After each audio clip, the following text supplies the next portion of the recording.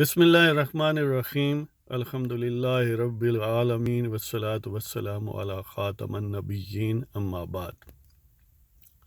خدایا گئے سوئے وطن کو سجتا دیکھیں، یوں ہم باد صبا کو ہر سو چلتا دیکھیں۔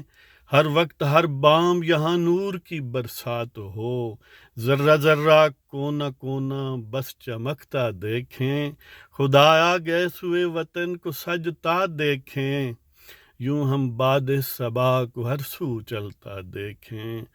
ہر وقت ہر بام یہاں نور کی برسات ہو، ذرہ ذرہ کونا کونا بس چمکتا دیکھیں۔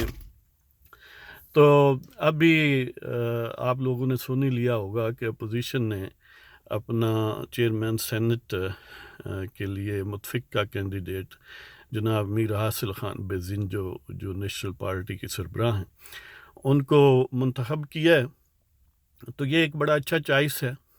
اس سے یہ اب بات ظاہر اور باہر ہو گئی ہے کہ اپوزیشن اس معاملے میں نہ صرف سنجیدہ ہے بلکہ انہوں نے سنجیدہ انداز میں ایک سنجیدہ کینڈیڈیٹ کو چن لیا۔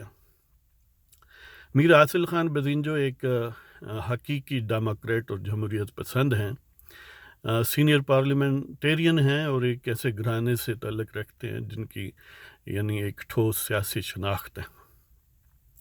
تو وہ بعض بلوچستان کے ان رہنماؤں کی طرح کسی اہل اخواص سے ان کا تعلق نہیں ہے۔ تو یہی وجوہات ہیں کہ ان کو ایک متفقہ کینڈیڈیٹ کے طور پر چنا گیا ہے۔ اور پھر اس کے ایک ایڈیشنل فیکٹر یہ ہے کہ کیونکہ صادق سنجرانی صاحب بھی بلوچستان سے ہیں تو اس طرح کسی بلوچستان کے سینیٹر کو کوئی ایکسکیوز نہیں ملے گا۔ تو اس سلسلے میں اپوزیشن کہ اس چوائس پر اپوزیشن سے ہمدردی رکھنے والے لوگوں کو مبارکباد دیتا ہوں۔